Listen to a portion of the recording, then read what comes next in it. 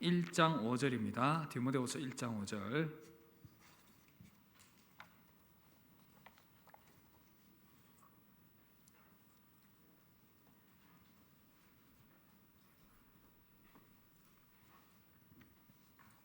한 절밖에 안 되기 때문에 한 목소리로 읽도록 하겠습니다. 시작. 이는 내 속에 거짓이 없는 믿음이 있음을 생각함이라. 이 믿음은 먼저 내 외조모 로이스와 내 어머니 유니게 속에 있더니 내 속에도 있는 줄 확신하노라. 아멘. 할렐루야.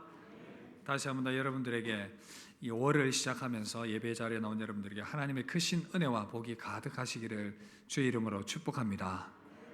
이제 5월을 시작을 했고, 시작하면서 우리 교회가 또 열심히 힘을 내어서 청소를 했습니다. 여러분 아시죠?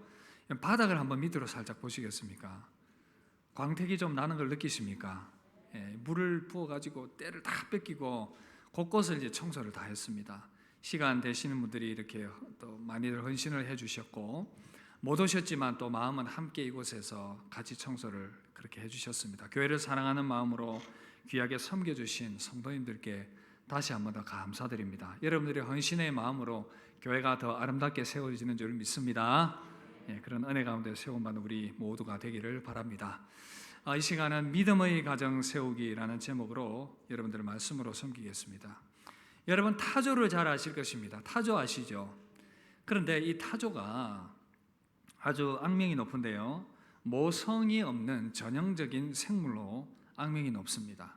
이 타조는 알을 낳아놓고는 이제 모래에 묻어두고는 이 알을 품지를 않습니다.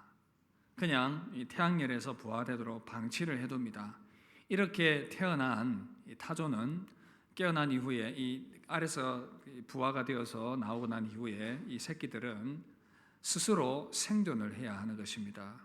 그래서 이 타조는 사악한 동물 혹은 미련한 동물이다 이렇게 부르기도 합니다. 욥기 39장 13절에서 17절 보면 이런 말씀이 있어요. 타조는 즐거이 날개를 치나 학의 깃털과 날개 같겠느냐. 그것이 알을 땅에 버려두어 흙에서 더워지게 하고 발에 깨어질 것이나 들짐승에게 밟힐 것을 생각하지 아니하고 그 새끼에 모질게 대함이 제 새끼가 아닌 것처럼 하며 그 고생한 것이 헛되게 할지라도 두려워하지 아니하나니 이는 하나님이 지혜를 베풀지 아니하셨고 총명을 주지 아니함이라. 그렇게 말씀합니다. 여러분 타조는 새끼를 돌볼 마음도 없고 또 그럴 겨를도 없어서 방치를 한다는 것입니다. 여러분 자녀들의 신앙 교육은 너무나도 중요합니다. 그런데 마치 타조가 자기의 새끼를 방치하는 것처럼 그렇게 우리 자녀들을 믿음 안에서 양육하는 것을 포기하고 방치하고 있는 우리의 모습은 아닙니까? 오늘 읽은 이 말씀, 바울이 에베소에서 목회를 하고 있는 디모데에게 보낸 두 번째 편지입니다. 이 편지에서 바울은 참 감사를 표현하고 있습니다. 그 감사의 이유가 뭐냐면 바로 디모데 안에 있는 그 참 귀한 믿음, 그 믿음을 보면서 하나님께 감사를 했습니다. 5절에 보면 거짓이 없는 믿음이다. 가식이 없는 그러한 바른 믿음. 자, 그런데 이 믿음이 도대체 어디서 생겨났느냐? 믿음의 근원은 이제 하나님이시지만, 그러나 그 가정의 환경들, 이런 상황들을 볼 때에 그런 어떤 좋은 환경들 가운데서 또 믿음이 전수가 되고 그러는데, 이 믿음이 바로 외할머니 로이스와 어머니 유니게로부터 말미암았다라는 것입니다. 외할머니와 어머니의 독실한 그 신앙이 믿음의 대를 잇는데 너무나도 중요한 역할을 했다는 것입니다. 그런데 사실 디모데의 가정을 이렇게 보면 믿음으로 이렇게 잘 세움받을 가정은 아니었던 것을 짐작해 볼 수 있습니다. 왜냐하면 아버지가 이 믿음의 사람이 원래는 아니었기 때문에 그렇습니다. 사도행전 16장 1절 보시면 바울이 더베와 루스드라에도 이름에 거기 디모데라는 제자가 있으니 그 어머니는 믿는 유대 여자요 아버지는 헬라인이라. 어머니는 믿는 사람인데 아버지는 헬라인, 그리스인이었다라는 것입니다. 그러나 이런 가정의 배경에 있지만 디모데는 어머니의 믿음을 잘 이어받아서 아름답게 믿음으로 세움받게 된 것입니다. 오늘 어린이 주일입니다. 원래 이제 사도행전을 계속 강의를 해 나가고 있는데 오늘은 이것을 사도행전을 멈추고 믿음의 가정에서의 신앙 양육을 어떻게 해야 될 것인가라는 주제를 가지고 여러분들을 말씀으로 섬기기를 원합니다. 이 디모데 가정의 교훈들을 따라서 우리가 우리의 자녀들을 어떻게 믿음의 가정으로 바로 양육할 것인가, 이 주제를 가지고 말씀을 나눌 때에 하나님의 지혜가 여러분 가운데 가득하기를 바랍니다. 오늘은 어쩌면 좀 교육적 설교의 형태가 될 것 같습니다. 그래서 오늘 이 말씀을 통해서 우리에게 주신 교훈을 따라서 우리의 가정을 믿음으로 세워야 되겠다, 그런 결단을 하실 수 있는 시간이 될 수 있기를 바랍니다. 몇 가지 질문으로 말씀을 전개를 해 나가겠습니다. 먼저 첫 번째 질문은요, 왜 가정에서 신앙교육을 해야 하겠습니까? 당위성의 문제입니다. 이 질문부터 던져야 되겠습니다. 여러분, 왜 가정에서 신앙교육을 해야 되겠습니까? 가장 중요한 이유는 바로 하나님의 명령이기 때문에 그렇습니다. 다 함께 따라합시다. 가정교육은, 가정신앙교육은 하나님의 명령입니다. 다른 이유를 찾을 그게 없습니다. 하나님께서 명령하셨기 때문에 그렇습니다. 신명기 6장 4절 보시면 이스라엘아 들으라, 우리 하나님 여호와는 오직 유일한 여호와시니 오늘 내가 내게 명하는 이 말씀을 너는 마음에 새기고 내 자녀에게 부지런히 가르치며 언제든지 이 말씀을 강론할 것이며, 그렇게 말씀하고 있습니다. 여러분, 하나님께서 신앙교육의 1차적인 책임을 부모에게 맡겨주셨습니다. 오늘 말씀에 보면 특별히 어머니의 역할이 참 크다는 것을 보게 됩니다. 물론 이제 지금 이 시대는 시대적 상황이 바뀌어서 사회 구조가 바뀌고 했기 때문에 이제 또 가정의 특수한 상황이 있기 때문에 반드시 어머니가 책임을 져야 하는 그런 상황은 아닐 수가 있습니다. 때로는 할머니가, 할아버지가, 때로는 아버지가 가정을 책임을 져야 하는 특수한 상황이 있을 수 있습니다. 어찌되었든 가정에서 책임질 수 있는 부모 중 누군가가, 어른 누군가는 이 책임감을 가지고 자녀들을 믿음으로, 손자 손녀들을 양육을 해야 한다는 것입니다. 지난 2015년이었는데 한국 복음주의 신학회가 있습니다. 여기서 전국 단위로 연구를 진행을 한 적이 있습니다. 저도 이 연구의 한 멤버로서 그렇게 참여를 했는데, 연구의 주제가 한국 교회 교육의 현실 분석과 미래 방향성에 대한 사회과학적 통합 연구, 이런 연구였습니다. 샘플을 약 3,000개 이상을 이렇게 모아서 연구를 진행을 했는데, 도대체 한국 교회가 왜 쇠퇴가 되고 있는가라는 그런 원인 분석과 대안을 찾고자 하는 그런 연구였는데, 여러분, 이 쇠퇴 원인이 뭔가라고 했을 때에 1, 2번 요인들이 아주 충격적이었습니다. 1번 요인이 무엇이었겠습니까? 무엇이었겠습니까? 부모의 책임에 대해서 말하고 있으니 답은 뻔하지 않겠어요? 무엇이었겠습니까? 말하기가 싫죠, 그죠? 부모였습니다. 교회 교육, 신앙 교육의 쇠퇴 원인 1번 문제, 부모의 인식 부족. 그리고 또 두 번째는 뭐냐면 바로 담임 목사의 목회 철학. 그러니까 이제 저와 여러분들이 함께 다 이 책임을 떠안고 가게 되는 것입니다. 여러분, 우리 자녀들에게 물어봤습니다. 너희들에게 신앙에 가장 큰 영향을 미치는 사람들이 누구냐라고 물었을 때에 1번이 누구였겠습니까? 이렇게 얘기해줬는데도 답을 모르겠습니까? 더 이상 어떻게 힌트를 드려야 되겠습니까?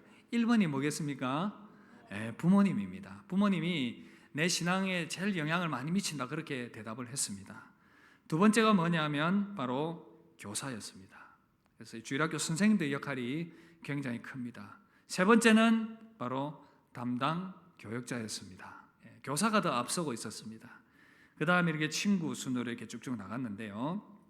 어찌됐든 모든 영역에서 부모가 미치는 신앙의 영향이 너무나도 크다는 사실. 그래서 우리는 당위성을 분명히 찾을 수 있습니다. 하나님의 명령이기 때문에. 여러 가지 경험적 상황과 연구를 보더라도 부모가 신앙교육에 가장 중요한 책임을 가지고 있다는 것.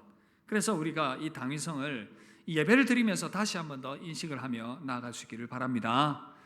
그러면 이제 또 왜 신앙 가정에서 신앙 교육을 해야 하는가? 하나님의 명령이기 때문이다라는 당위성을 말씀을 드렸고, 또 하나는 이 가정은 믿음이 확산되는 너무나도 중요한 환경이 되기 때문에 그렇다는 것입니다. 이 가정이 믿음이 확산되는 너무나도 중요한 환경이 된다는 것입니다. 여러분, 사실 이것은 어느 정도 건강한 믿음의 가정이다라는 것을 전제로 하고 말씀을 드리는 것입니다. 역기능적 가정은 오히려 자녀의 믿음을 해치는 그런 모습이 되겠지요. 그러나 어느 정도 그래도 기본은 하는 가정이다라고 한다면 그래도 믿음의 가정이 참 이 믿음이 보존되고 확산되는 중요한 환경이 되기 때문에 가정에서의 신앙교육을 포기해서는 안 된다는 것입니다. 여러분, 우리 교단에 유아 세례가 있습니다. 유아 세례가 자동적으로 구원에 이른다라는 그런 원리로서 세례를 주는 것은 아닙니다. 그것은 아니지만 그러나 우리 교단에서는 아브라함에게 주신 그 언약의 축복이 믿음의 가정에서 태어나는 자녀들에게도 연장선상에서 그 복이 연결된다라는 것을 전제로 하기 때문에 이 유아 세례를 줍니다. 건강한 믿음의 가정 가운데서 하나님께서 믿음의 자녀를 선물로 주신다라는 것을 전제합니다. 동시에 믿음의 자녀로서 우리의 자녀들을 양육하겠다라는 거룩한 부모의 책임감을 함께 가지면서 우리는 그 유아 세례에 참여하게 된다는 것입니다. 그래서 이 가정이 믿음의 확산되는 너무나도 중요한 환경이 되기 때문에 사랑하는 우리 젊은 여집사님들, 우리 남집사님들, 자녀 많이 낳으시기를 바랍니다. 자녀 많이 낳으시길 바랍니다. 별로 대답이 제가 책임질 수 있는 부분이 아니라서 또 용기를 내지는 못하겠는데, 전도하지 못하면 애라도 많이 낳아라, 이런 말씀은 아니고 얘기가 있지 않습니까? 여러분, 이렇게 믿음의 가정에서 자라나는 이 자녀들은 자연스럽게 그 영적인 분위기들의 영향을 받기 때문에 이 믿음의 가정 안에서의 이 믿음의 양육, 신앙적 양육, 너무나도 이 가정이 중요한 환경이기 때문에 포기할 수 없다라는 것을 기억을 하시길 바랍니다. 자, 여러분, 두 가지 말씀드렸습니다. 우리가 왜 가정에서 신앙 양육을 해야 됩니까? 두 가지 말씀드렸죠. 첫 번째 뭐였죠? 하나님의 명령이기 때문에 그렇다 말씀드렸죠. 두 번째는 뭐였죠? 가정이 너무나도 믿음이 확산되는 중요한 환경이 되기 때문에 우리 이 가정에서의 신앙 양육을 포기하지 말자라고 말씀을 드렸습니다. 이 당위성을 분명히 인식하면서 우리 자녀들을 믿음으로 양육해야 되겠다고 결단하는 여러분들 되시기를 주의 이름으로 축복합니다.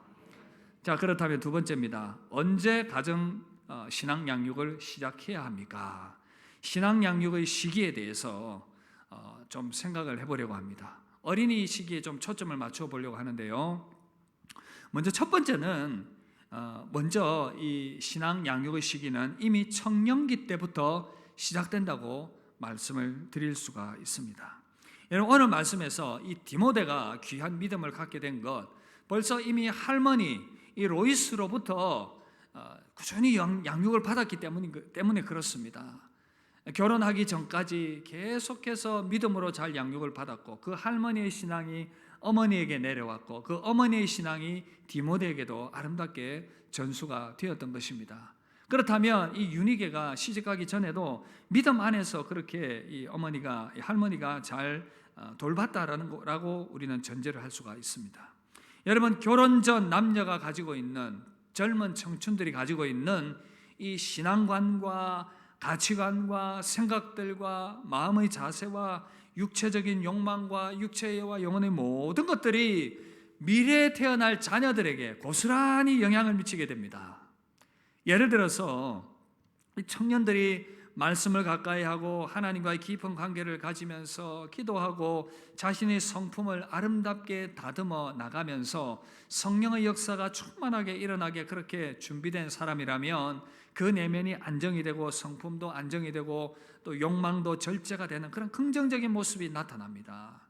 그런가 하면 마음대로 세상을 살아가면서 무절제한 삶, 무질서한 삶, 경박하고 세속적인 삶을 살아가고 여러 가지 그런 병적인 기질과 분노와 욕망과 세속적인 가치에 푹 젖어서 살아가는 그런 이 청춘 남녀들, 당대에서 끝나는 것이 아니라 미래의 자녀들에게도 영향을 미치게 된다는 것입니다. 수년 전 이 과학학술지인 사이언스지에 육아에 대한 기사가 나왔습니다.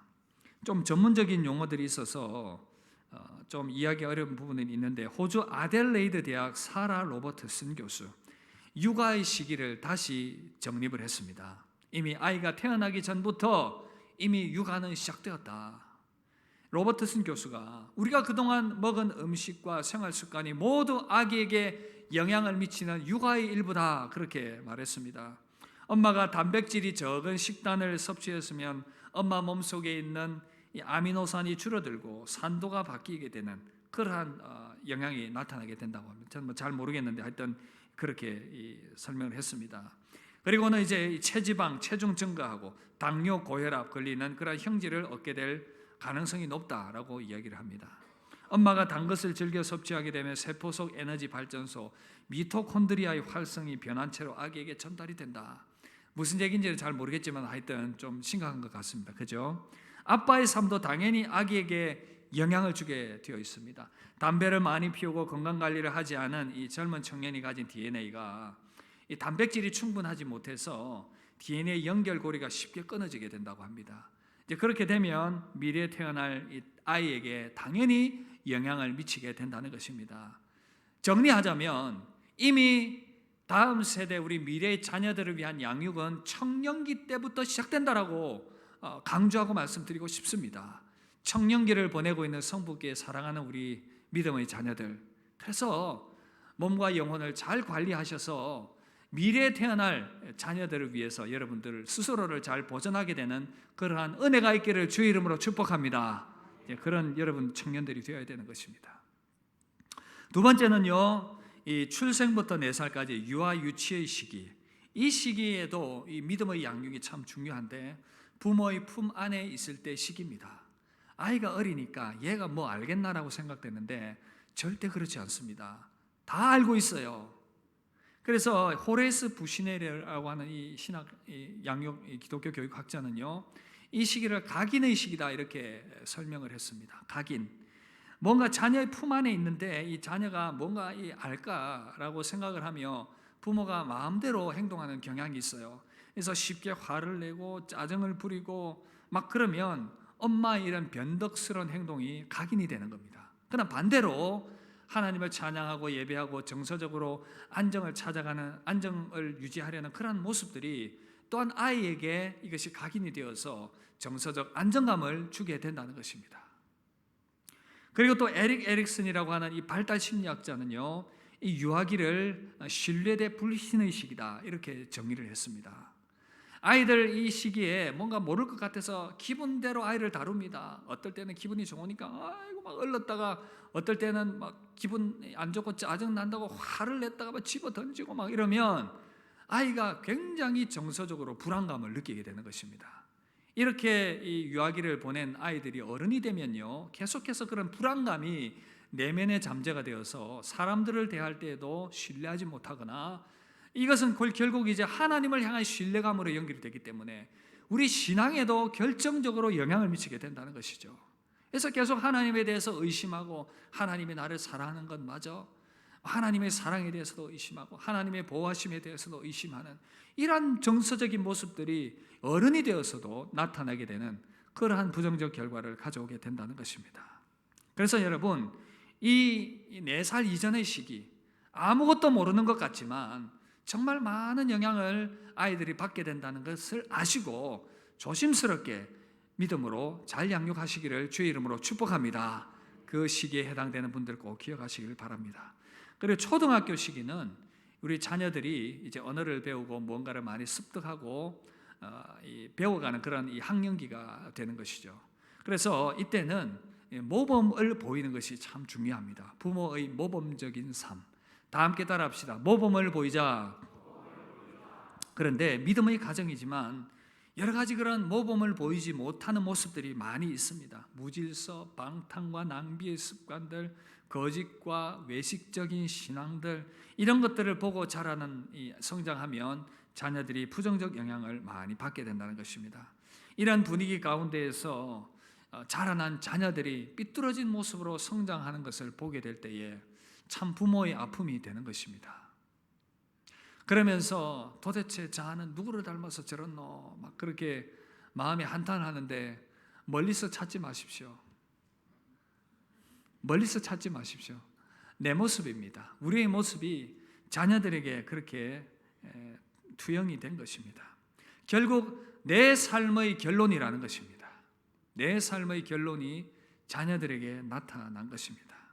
내 삶의 결론이 자녀들에게 영향을 미치게 된 것입니다.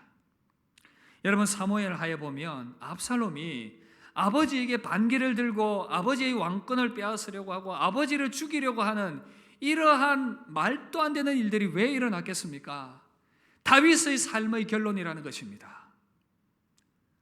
우리아를 죽이고 그 안에 바세바를 취하고 그렇게 악한 범죄를 하고 난 이후에 하나님의 징계가 무엇이었습니까? 칼이 내 집을 떠나지 않게 될 것이다. 그렇게 잘못 산 다윗의 삶이 결국 아들이 자기 목에 칼을 겨누게 되는, 아버지의 잘못된 삶이 만들어낸 그러한 결과였던 것입니다. 우리 자녀들의 모습을 보면서 만족스럽지 못할 때에 스스로를 한번 돌아봅시다. 내 잘못이었구나. 그것을 인식할 필요가 있습니다. 그렇다면 우리 어떻게 해야 되겠습니까? 그래도 늦지 않았으니 우리의 삶을 다시 한번 더 돌아보실 수 있기를 바랍니다. 자녀들에게 내가 더 믿음의 삶을 살아가는 모습을 보여야 되겠다. 하나님을 더욱더 의지하고 믿음으로 살아가는 모습, 나의 결함이 있지만 하나님 앞에 인정하고 더 나은 부모가 되기를 결심하는 우리의 결단이 필요한 것입니다. 우리의 잘못된 모습을 바로잡아 달라고 하나님께 기도하면서 우리의 모습을 다시금 점검하고 다듬어 나가는 모습이 필요하겠습니다. 우리 부모님들의 신앙이 먼저 세워지게 될 때에 우리의 자녀들이 바로 세워지게 되는 줄 믿습니다. 이 사실을 꼭 기억을 하시고 우리 어린이 주일을 보내면서 우리의 신앙을, 부모의 신앙을 하나님 앞에서 다시금 새롭게 결단하는 은혜가 있기를 주의 이름으로 축복합니다. 세 번째 질문입니다. 그렇다면 가정신앙교육은 어떻게 해야 되겠습니까? 신앙교육의 방법에 대해서 몇 가지 여러분들과 함께 말씀을 나누겠습니다. 디모데전서 4장 8절 이런 말씀이 있어요. 우리 함께 읽도록 하겠습니다. 시작. 유익이 있으나 경건의 모든 일에 유익이 있으며 이 세상에서의 삶뿐 아니라 저 세상에서의 영원한 생명까지 약속해 줍니다. 아멘. 여러분, 우리뿐 아니라 우리 자녀들에게도 이 경건의 훈련 습관을 계속 심어줄 필요가 있습니다. 여러분, 큰 틀 안에서 그렇다면 우리는 가정교육을 어떻게 해야 되는가? 경건의 습관과 훈육과 일반 생활 습관 가운데에서 우리 자녀들을 바르게 잘 양육을 해야 되겠습니다. 이 모든 것들 중에 가장 중요한 것은 바로 경건 훈련의 습관인 것입니다. 그렇다면 실제적으로 우리는 우리 자녀들을 믿음으로 세우기 위해서 경건 훈련의 습관 무엇을 해야 될 것인가? 세 가지를 말씀드리겠습니다. 먼저 첫 번째는 가정 예배와 기도와 말씀 훈련입니다. 가정 예배, 기도, 말씀 훈련. 여러분, 먼저 다시 무너진 가정 예배를 회복하실 수 있기를 바랍니다. 가정 예배를 회복하실 수 있기를 바랍니다. 시작하지 않았다면 시작하실 수 있기를 바랍니다. 여러분, 자녀가 좀 크면 가정 예배를 드리기가 쉽지 않습니다. 이제 우리 아이도 이제 대학 들어가고 고등학생 되고 하니까 가정 예배를 모여서 드릴 수 있는 시간이 많이 없더라고요. 어릴 때는 그래도 많이 그렇게 예배를 드리고 했었는데 그게 잘 안 되는 그런 상황들을 보게 됩니다. 이게 큰 아들이 있어서 좀 얘기하기 그런데, 이 큰 아들이 어릴 때에 기억을 할지 안 할지 모르겠는데 가정 예배를 드렸습니다. 어릴 때였는데 드리고 나니까 얘가 이런 얘기를 하는 거예요. 아빠, 예배 드리고 나니까 마음이 참 편해지는 것 같아. 마음이 참 편해지는 것 같아. 그 이야기를 들으면서 그런 생각을 했습니다. 아이가 어리지만 함께 가족이 모여서 하나님을 찬송하고 신앙을 고백을 하고 말씀을 듣고 기도하는 그 순간 가정의 영적인 분위기가 완전히 바뀌어지게 되는 줄 믿습니다. 여러분, 영적인 분위기가 예배를 드리는 이 순간 바뀌어지게 되는 것입니다. 모든 불평하고 원망하고 서로를 미워하고 시기하고 질투하는 이런 어떤 모든 부정적인 것들, 그래서 마귀가 활동하기 좋은 그런 어떤 환경들이 하나님의 이름을 부르고 예배를 드리는 그 순간 하나님의 은혜의 예배의 처소로 바뀌어져 버리기 때문에 완전히 다른 분위기로 바뀌게 되는 것입니다. 여러분, 이 가정 예배의 힘과 위력을 무시하지 마시길 바랍니다. 아무것도 아닌 것 같고 어설프게 그냥 신앙 고백하고 찬송하고 말씀 듣고 기도하는 것 같지만 영적인 분위기가 완전히 바뀌어지게 되는 것입니다. 여러분 꼭 기억하시길 바랍니다. 가정 예배를 회복하실 수 있길 바랍니다. 가정 예배를 회복하실 수 있길 바랍니다. 그래서 어떻게 할 수만 있으면 다시 교회와 이렇게 연결해서 어떻게 가정 예배를 잘 드릴 수 있을 것인가, 도움을 드릴 것인가, 이 부분들을 고민을 제가 하고 있고 설교의 막바지에 이 부분들을 좀 언급을 하려고 합니다. 그래서 가정 예배로 여러분들의 가정을 믿음으로 세우게 되는 은혜가 있기를 주 이름으로 축복합니다. 가정 예배 무시하지 마십시오. 꼭 드릴 수 있길 바랍니다. 일주일에 할 수 없으면 한 번이라도, 매일이라도 드리면 좋겠지만 최소한 한두 번이라도 함께 모여서 예배하는 시간을 꼭 가질 수 있길 바랍니다. 두 번째는 기도 훈련입니다. 기도 훈련을 우리 자녀들에게 시킬 수 있으면 좋겠습니다. 기도를 해야 됩니다. 그런데 기도 응답에 있어서 우리 자녀들이 어린 시절을 지나면서 약 4학년, 5학년 이렇게 되면 어린 무신론자라는 그런 별명이 생겨나요. 무슨 말이냐면 이제 조금 지각이 깨어나고 그러니까 어린 시절에는 그냥 맹목적으로 부모의 신앙을 따랐는데 조금 이제 생각을 하게 되니까 신앙에 대해서 의심을 하기 시작합니다. 특별히 기도에 대해서 기도했는데 하나님이 기도 들어주지 않는다는 거예요. 기도에 대한 의심이 생겨나기 시작합니다. 그때부터 기도를 안 하기 시작하는 그런 모습들이 있는데 기도를 잘 가르치십시오. 얘야, 기도는 하나님이 세 가지로 응답하신다. Yes, No, Wait. 반드시 응답하시오. 하나님은 기도를 응답하실 너희 기도가 받으실 만한 기도면 바로 응답하시오. 어떤 기도는 아니라고 싶으면 하나님이 거부하시오. 어떤 기도는 시간이 필요하기 때문에 기다리라고 말씀하시오. 그래서 기도는 어찌되었든 꼭 응답되는 하나님의 놀라운 우리에게 준 특권이야. 그러면서 이 기도의 조화에 대해서 좀 섭리에 대해서, 하나님의 섭리에 대해서 조금 설명해 줄 필요가 있습니다. 기도는 이 알라딘 램프처럼 문지르면 무조건 내 원하는 것들이 다 이루어지는 것이 아니라 기도는 하나님의 목적과 일치하고 세상을 운행해 나가시는 그 하나님의 그 큰 조화 가운데서 응답되는 그러한 결과다라는 것도 인식을 시켜줘야 됩니다. 심지어 이 성인은 여러분들도 하나님 왜 내 기도 응답 안 해주노? 그러면서 막 삐지고 화내고 막 그러시는데 이 원리를 생각을 하셔야 돼요. 하나님께서는 하나님의 그 기도의 목적이 있으세요. 그리고 그 기도를 듣고 세상을 운행해 나가시는 하나님의 그 조화가 있습니다. 내가 원하고 고집한다고 해서 다 이루어지는 게 아니라는 것이죠. 예를 들면 땅이 메말라서 모든 사람들이 비를 원하고 있습니다. 근데 이 초등학생 아이가 내일 소풍을 가야 되는데 날씨가 맑아야 되는 거예요. 하나님, 맑은 날씨 주세요. 햇빛 쨍쨍하게 해주세요. 물론 그렇게 응답하실 수도 있지만, 그러나 일반적으로 비가 필요한 이 시대적 상황 가운데서 하나님께서 비로소 그렇게 응답을 해주시고 비를 내리게 하실 수도 있다는 것입니다. 그러나 그 순간 내 기도가 응답되지 않았다라고 해서 하나님을 향하여 불편한 마음을 갖는 것은 이런 하나님의 조화, 하나님의 그 세상을 운행해 나가시는 그 가운데서 기도 응답해 주시는 하나님의 섭리를 이해하지 못하기 때문에 그렇다는 것입니다.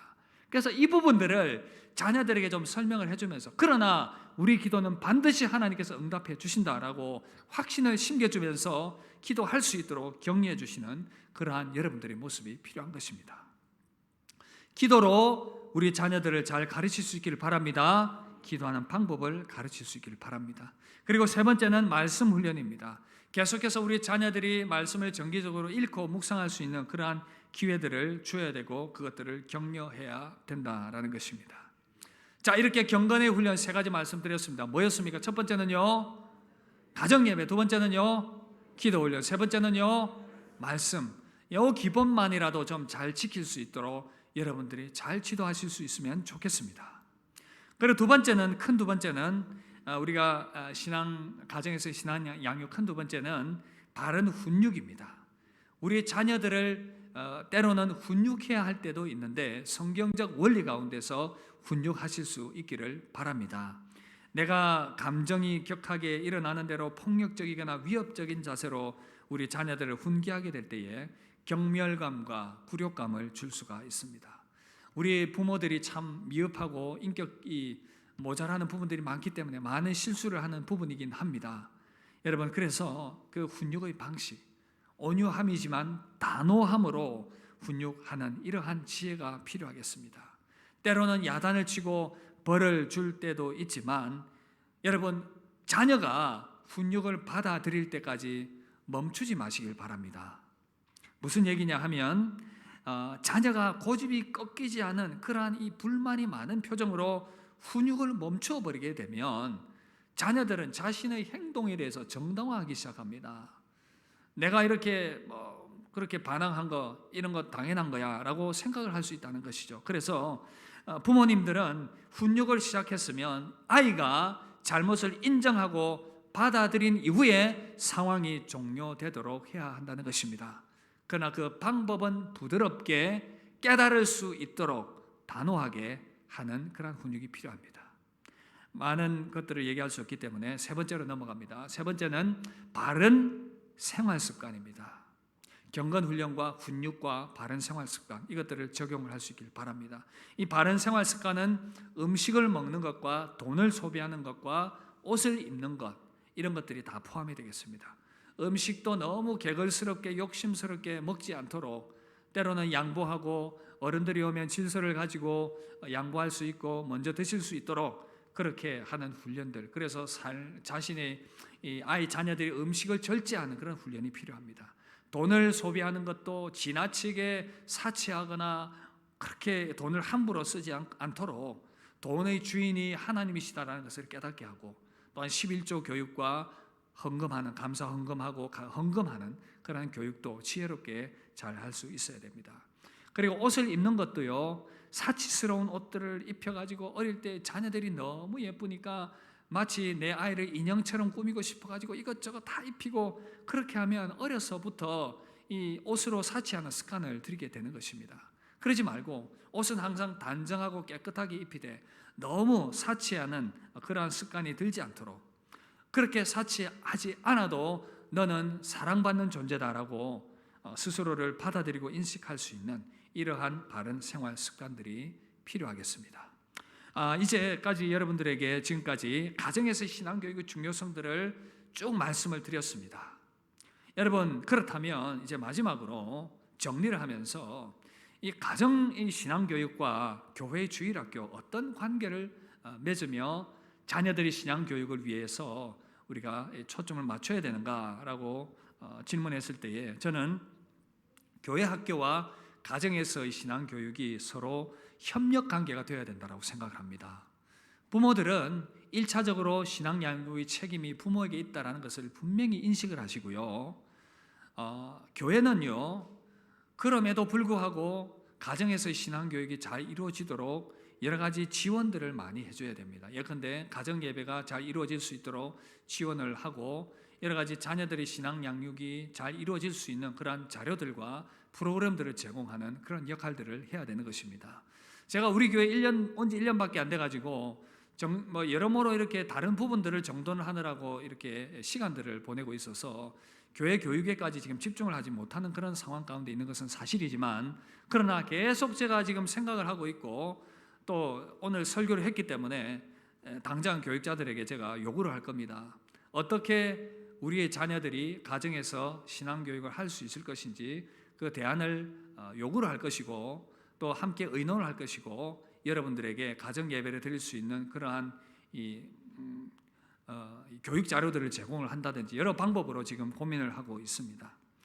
그래서 가정과 교회는 서로가 서로를 협력하는 관계 가운데에서 세워져 나가야 된다는 것입니다. 여러분, 부모님들이 자녀의 자녀의 신앙 교육을 교회 교육에만 맡겨 놓았다가 나중에 돼 가지고 제대로 교육이 안 된 모습들을 보면서 당황하고, 그래서 대학을 가고 결혼을 하고 있는데 교회를 떠나버리는 거예요. 교회가 그럴 줄 몰랐다. 그게 아니라 1차적 책임은 부모에게 있다라는 이 사실을 잊지 말아야 된다라는 것입니다. 그래서 이런 협력적 관계 가운데서 잘 이루어나갈 수 있길 바랍니다. 뿐만 아니라 교회가 이런 교육시설들을 잘 교회 성도들에게, 자녀들에게 제공함을 통해서 또 믿음을 세워나가는 일에 많은 도움을 줄 수 있어야 되겠습니다. 그래서 여러분, 제가 신경을 써서 지금 1층도 책상도 갖다 놓고 지금 중고등부실에도 그러고 있고 옥상도 지금 잔디를 또 심었지 않습니까? 그죠? 잔디를 심었다고 하니까 진짜 심었다고 생각하시면 그게 아니라 그냥 인조잔디를 깔았습니다. 아이들이 뛰어놀 수 있는 공간도 그렇게 만들고 다음 주에 바비큐 파티를 할 계획인데 여러분 기대하십시오. 즐거운 시간 한때를 보내기를 기대합니다. 우리 초등 1부 담당 전도사님은 이제 여름 되면 거기서 캠핑할 거라고 지금 계획을 단단히 세우고 있습니다. 우리 초등 1부 자녀를 두신 부모님들 저기서 텐트 치고 몇 박 할 각오를 그렇게 하셔야 되겠습니다. 이렇게 교회와 가정이 잘 협력을 해서 아름답게 신앙교육이 잘 이루어질 수 있기를 기대합니다. 말씀 마무리하겠습니다. 소 잃고 외양간 고친다 그런 말이 있는데 여러분 소를 잃기 전에 외양간이 고장나 있는지 문제가 있는지 모릅니다. 그러다 잃고 나면 문제가 있다는 것을 발견하게 되는 것입니다. 그때가 되면 너무 늦었습니다. 정말 안타깝지만 여러분들 중에 우리 자녀들 이제 대학을 들어가고 또 결혼을 하고 취직을 했는데 믿음 생활 제대로 하지 못하고 있는 자녀들 보면서 마음이 안타까운 눈물을 흘리는 그러한 경우들이 있을 것입니다. 그러나 늦진 않았습니다. 그래도 여전히 자녀들이 돌아올 수 있도록 여러분들이 믿음의 기도를 하실 수 있기를 바랍니다. 그리고 우리의 다음 세대의 자녀들이 믿음 안에 잘 자라날 수 있도록 저와 여러분들이 관심을 가지시고 계속 집중하여 우리 자녀들의 신앙 교육을 위하여 우리 힘을 다했으면 좋겠습니다. 다음 세대 신앙 교육을 우려했던 미국의 교육학자였던 존 웨스트호프는 이런 책을 썼습니다. Will our children have faith? 우리의 자녀들이 과연 믿음을 가질 수 있을 것인가? 우리에게 동일하게 질문을 하고 적용을 해봅니다. 우리 자녀들이 과연 믿음을 가지고 믿음을 아름답게 전승해 나갈 수 있겠습니까? 성북교회는요 우리만 믿음 생활하고 천국 가고 끝이 나는 신앙 공동체가 아니라 우리의 자녀들 다음 세대들이 계속해서 믿음을 전수받아서 주님의 몸된 교회를 위하여 헌신하며 주를 위하여 믿음으로 살아가다가 또 그렇게 주님께 부름받게 되고 그렇게 이 믿음의 세대는 계속해서 연결이 되어야 되겠습니다. 이 모든 것들이 우리의 결단과 우리 헌신에 달려있음을 기억을 하시길 바랍니다. 우리가 가정을 믿음으로 세워가기로 결단하며 그렇게 결단함과 동시에 실천하면서 믿음의 아름다운 가정을 세워서 하나님께 영광 돌리는 저와 여러분들 되시기를 주의 이름으로 축복합니다. 우리 함께 찬양하고 합심하여 한번 기도하도록 하겠습니다.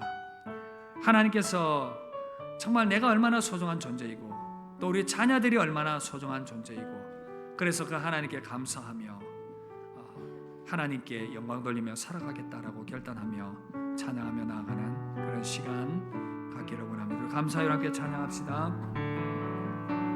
감사해요 깨닫지 못했었는데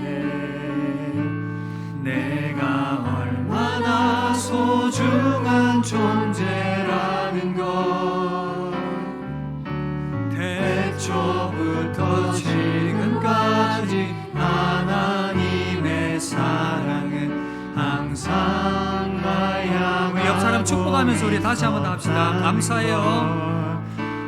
감사해요 깨닫지 못해서 옆 사람에게 축복하면서 내가 얼마나 소중한 존재라는 것 태초부터 지금까지 하나님의 항상 널 향하고 있다. 널 향하고 우리 자녀들을 우리 바라봅시다. 고마워요 그 사랑을 가르쳐준 당신께 주께서 허락하신 당신께 그리스도의 사랑으로 더욱 섬기며 이제 나도 세상에 전하리라. 당신을 사랑받기 위해 당신은 사랑받기 위해 그리고 그 사랑 전하기 위해 주께서 주께서 택하시고 이 땅에 심으셨네.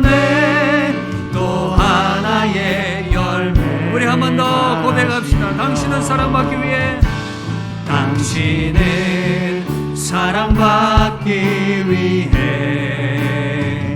그리고 그 사랑 전하기 위해 주께서 택하시고 이 땅에 심으셨네.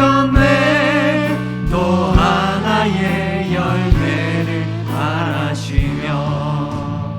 우리 시간 합심하여 한번 기도하도록 하겠습니다. 기도할 때 하나님, 가정에서의 자녀의 신앙 양육 하나님의 명령으로 잘 실천하게 해주시옵소서. 하나님, 우리 가정에 가정 예배가 다시 세워지게 해주시옵소서.